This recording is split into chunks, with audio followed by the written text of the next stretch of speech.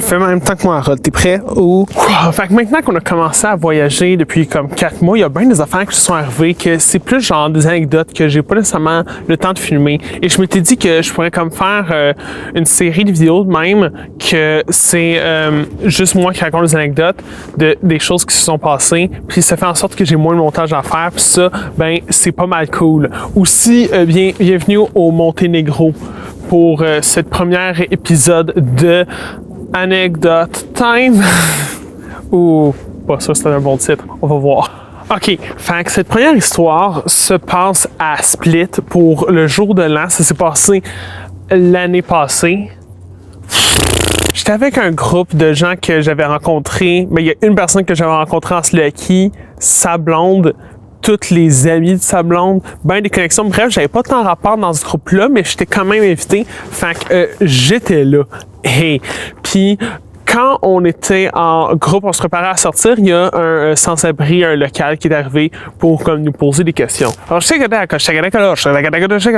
parce qu'il parlait croate. Je sais pas exactement comment... je sais pas parler croate.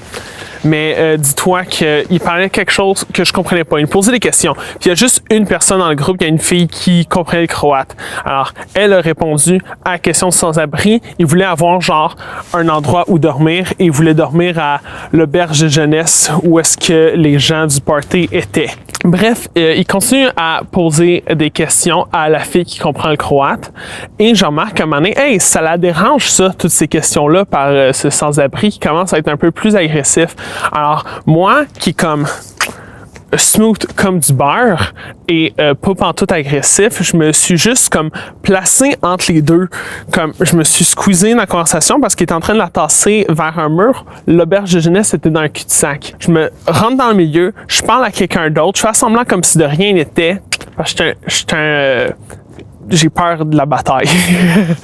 Puis, bref, je fais semblant comme si de rien n'était. Après, je sens comme un petit porc sur mon épaule. Je me dis, est-ce qu'il m'a frappé? Je me retourne et je le vois placé en classique position de Popeye. Et il me regarde avec, en disant, wanna fight? Et là, c'est sûr que là, tu sais, je viens de me faire frapper, puis il me propose une bataille, puis là, c'est le cerveau reptilien embarque, tu sais, fait que là, c'est le premier réflexe, premier instinct, qu'est-ce que je vais faire? Est-ce que je vais le frapper aussi? Est-ce que je vais le crier après? Puis mon premier réflexe, c'était de dire « Ah non, thanks ». Fait qu'on peut analyser chacun des mots de ma réponse. J'ai commencé avec un « Ah » parce que j'étais surpris de sa question. J'étais comme « Ah, tu voulais initier une bataille. D'accord, c'était ça tes intentions. » Le « Non » parce que ça me tentait pas. Et le « Thanks » parce que je l'ai remercié. Je sais pas pourquoi je l'ai remercié. Je l'ai remercié d'avoir proposé une bataille puis de l'avoir demandé avant au moins, tu sais. Fait que ça, c'est pas si pire. Bref, j'ai juste remercié le gars qui m'a frappé. Puis après, il m'a refrappé une deuxième fois, ce que je trouvais vraiment rude parce que j'avais dit non, tu sais, et j'avais dit merci. Fait qu'il m'a frappé une deuxième fois. Là, j'étais vraiment plus confus. Puis il m'a frappé une troisième fois. Il m'a juste frappé sur l'épaule. Les 3 fois, il m'a comme donné des bines. Puis j'ai joué bien des games de char jaune avant. Alors, je suis fait pour encaisser des bines. Ne t'inquiète pas pour moi. Ça s'est bien passé. Puis c'est là que j'ai réalisé genre, oh non, attends, ce gars veut se battre pour vrai. Tout ça n'est pas une joke. Parce que je pensais que c'était une joke, tu sais. Fait que j'ai utilisé ma voix de prof. J'ai dit non. J'ai pointé ailleurs pour qu'il s'en aille. Je suis pas nécessairement menaçant, mais je suis pas nécessairement agressif, puis je suis juste un bon bouclier humain. Il faisait pas tant mal que ça, anyway.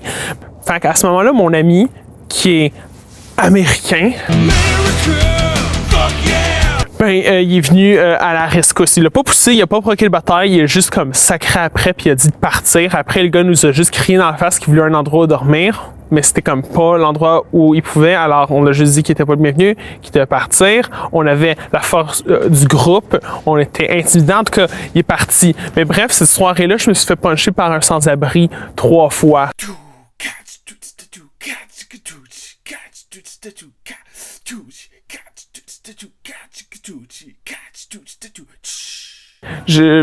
Harold était pas là. Je sais pas pourquoi t'es là, Harold, d'ailleurs. Ah, OK. Il est là comme support moral.